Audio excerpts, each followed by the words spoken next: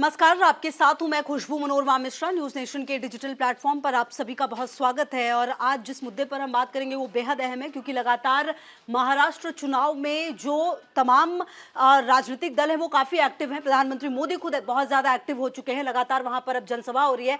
ऐसे में बटेंगे तो कटेंगे जो नारा है वो भी लगातार सुर्खियों में। आखिरकार इसमें अब आरएसएस की एंट्री हुई है। आरएसएस किस तरीके से इस पूरे नारे को सार्थक बताने की कोशिश कर रही है, चर्चा इस पर भी, और साथ ही साथ चर्चा इस पर भी कि महाराष्ट्र में जो चुनाव होंगे वो चुनाव इस बार कितने अलग होने वाले हैं। और इस बातचीत के क्रम में मेरे साथ मेरे सहयोगी रवि भी जुड़ेंगे। और रवि, देखिए, सबसे पहली बात तो ये कि बटेंगे तो कटेंगे का जो नारा था, लगातार तमाम जो, अगर आप देखिए, राजनीतिक दल ने इसका खंडन किया है, कई तरीके से कई मंच पर किया है। लेकिन अगर अब आप कहें तो आरएसएस ने इसको एक तरह से साथ दिया है कि ये बिल्कुल सही है, और उनकी तरफ से ये कहा जा रहा है कि हिंदुओं को बांटने की कोशिश हो रही है अलग अलग मंचों से। तो इस नारे का क्या प्रभाव पड़ेगा आने वाले समय में, क्योंकि अजीत पवार कहीं ना कहीं इससे नाखुश नजर आ रहे हैं इस बयान से। जी, अजीत पवार नाखुश तो नजर आ रहा है कि उनका एक वोट बैंक जो है वो माइनॉरिटीज का भी है, इसलिए भी शायद वो नाराज रहे हैं। लेकिन जो बात है नारे की, तो ये जो मामला है, ये जो नारा है वो हरियाणा चुनाव में उसका असर देखने को मिला था। आरएसएस की बैकिंग भी देखने को मिली थी। 16-17 हजार छोटी सभाएं करके आरएसएस ने बीजेपी को बैक किया। अब वो उसी फॉर्मूले पर महाराष्ट्र को भी, जो ये तो महाराष्ट्र एक बड़ा राज्य है, ज्यादा सीटें हैं बिल्कुल, और तो, उत्तर प्रदेश के बाद दूसरा बड़ा राज्य है जहां पर लोकसभा की 48 सीटें हैं। तो वहाँ उनको अब बीजेपी को जीतना है, तो ये कोशिश करनी होगी, आरएसएस तो करेगा ही और बीजेपी को करनी होगी, दोनों एक साथ कैसे मिलिया करते हैं। और रही बात नारे की, तो ऑब्वियसली योगी जी ने नारा जो दिया था वो दिया था, कॉन्टेक्स्ट तो बांग्लादेश में था कि बांग्लादेश में जिस हिसाब से हैं हिंदू जो अल्पसंख्यक हैं उनके उन पर जो अत्याचार हो रहे उस, लेकिन इसे भारतीय राजनीति के परिप्रेक्ष्य में देखा जाए तो उसे बीजेपी ने और कहें तो संघ समर्थित जो संगठन है उन्होंने इसको कोशिश की कि इसको भारत में जो जातीय जो विभाजन है उसको उससे जोड़ के देखा जाए, ताकि विपक्ष का जो 2024 की जो रणनीति थी लोकसभा चुनाव की, उसे नुकसान पहुंचाया जा सके या उसकी काट खोजी जा सके। अच्छा, अब देखिए कि जो आरएसएस के कार्यकर्ता हैं उनके लिए भी अब ये एक बड़ी चुनौती होगी कि किस तरीके से इस नारे को सेटल किया जाए। और देखिए, सबसे बड़ी बात ये है, अगर आप संघ की बात करें तो पिछले कुछ समय से ऐसा लग रहा था कि नाराजगी चल रही है सरकार और संघ के बीच में, लेकिन अचानक से ऐसा हुआ है कि, अच्छा, अगर आप महाराष्ट्र की बात करें तो यहाँ पर नागपुर में आरएसएस का मुख्यालय है। सबसे बड़ी बात क्या है कि देवेंद्र फडणवीस, नितिन गडकरी जैसे ऐसे जनप्रतिनिधि हैं जो कि आरएसएस से बहुत ज्यादा इन्वॉल्व हैं, जो उनके जनप्रतिनिधि हैं वो आरएसएस से बहुत ज्यादा इन्वॉल्व हैं, उनसे बातचीत भी लगातार, उनकी तस्वीरें भी सामने आती हैं। ऐसे में अब जब महाराष्ट्र में चुनाव है तो संघ का एक्टिव होना बनता ही था, लेकिन अब इस नारे के साथ कई सारी जो कार्यकर्ता हैं वो एक्टिव हो चुके हैं। बताने की ये कोशिश की जा रही है कि आपको किसी भी तरीके से बांटा ना जाए, अलग अलग वादे कहकर, अलग अलग बातों को कहकर। इनफैक्ट जो कुछ तस्वीरें सामने आई उसमें यह भी कहा गया कि कहीं ना कहीं बांटकर जो अपनी राजनीति का रोटी है उसको सेकने की कोशिश की जा रही है, तो इससे आप संभल के रहिए। बहरहाल, अगर आप महाराष्ट्र की बात करें तो यहाँ पर लगभग 52% जो है वो ओबीसी हैं। और शायद यही बड़ी वजह है कि कई बड़े जनप्रतिनिधि इस अगर आप पर्टिकुलर बटेंगे तो कटेंगे से हटते हुए भी नजर आ रहे हैं। जी, बड़ी बात यह है कि वहाँ जो लोकसभा चुनाव हुआ था हमारा पिछला 2024 में, तो बीजेपी को काफी नुकसान झेलना पड़ा था। बिल्कुल। और इसका कारण और जब नुकसान के बाद जब लोकसभा विधानसभा की बारी आई, तो देवेंद्र फडणवीस जैसे सिर के नेता जो है वो संघ के पास गए। सूत्रों का कहना है, इस जानकारी खुलेआम तो सामने नहीं आई, कि गए वहां और उन्होंने मदद मांगी है। और अब जब योगी का ये नारा जो एक तरह से कहें तो फेमस हो रहा है, वायरल हो रहा है, या लोगों पर इसका असर पड़ रहा है वोटरों पर, तो उससे मिला के कुल 65 ऐसे आरएसएस से संबंधित संगठन हैं जिससे इन्होंने जो इस नारे को या इस विचार को पहुंचाने की कोशिश करेंगे सही तरीके से। इनफैक्ट मुझे ऐसा लगता है कि उनकी कोशिश ये है कि ये कहीं ना कहीं गलत संदेश ना दे जाए, क्योंकि अगर ऐसे आप सुनेंगे बटेंगे तो कटेंगे, हो सकता है कि इसके कई सारे मायने निकाले जाए। तो अब बीजेपी की ये कोशिश है और उसमें संघ मदद ये कर रही है कि जो संदेश देने की कोशिश की गई है उसके जो मायने हैं वो सही सही बताए जाए। और आपको बता दें ये भी कि संघ के कार्यकर्ता राज्य भर में लगभग 50,000 से 70,000 छोटी छोटी बैठकें आयोजित करेंगे। देखिए हरियाणा में भी आपको याद होगा किस तरह से संघ ने 17,000 16,000 के लगभग जो बैठकें की थी, तो परिणाम अच्छे मिले थे। और जबकि हरियाणा में अगर आपको याद हो तो किस तरीके से चुनाव हुए, उसके बाद ऐसा लग रहा था कि कांग्रेस जो है वो वहां पर सरकार बना लेगी, साफ तौर लेकिन पर जीती। ऐसा हुआ नहीं। ज्यादातर जो टीवी में जो न्यूज चैनल्स के जो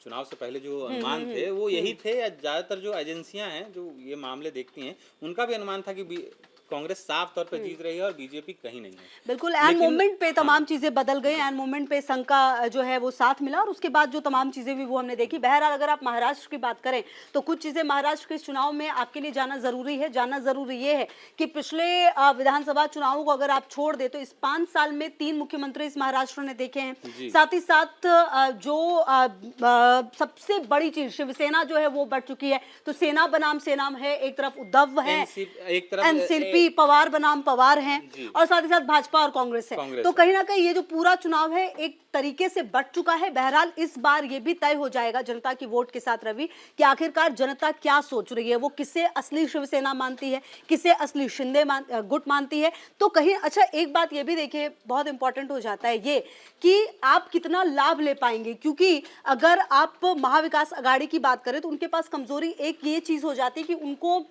उनके पास जो गुट है शरद पवार गुट है, और साथ ही साथ जो उद्धव ठाकरे उनके पास निशान जो है वो नहीं है, और साथ ही साथ नाम भी चेंज हो गया, और ये दोनों फेवर जो है वो इधर मिल रहे हैं, दूसरी तरफ करेंगे। और इसमें एक और चीज है कि दोनों जो बड़े नेता हैं, जो उद्धव ठाकरे की बात करें या शरद पवार की बात करें, उनको लोग जानते हैं, लेकिन उनका जो अगर बहुत सारे ऐसे ज्यादातर लोग ऐसे होते हैं या कोई कम पढ़े लिखे हों, या जो बहुत वोटर्स ऐसे हैं जिनको सिर्फ निशान पता हो, जैसे भाजपा का मतलब कमल छाप और कांग्रेस का मतलब पंजा, तो वैसे ही वहाँ घड़ी है और जो तीर धनुष था शिवसेना का और एनसीपी का, तो ये इसका नुकसान तो है ऑब्वियसली, और ये देखने को भी लोकसभा में मिला था। लेकिन आप देखिए कि नुकसान तो है, लेकिन अगर यही बात कही जाए तो फिर ये लोकसभा चुनाव में क्यों नहीं हुआ, ये भी बड़ा सवाल है ना।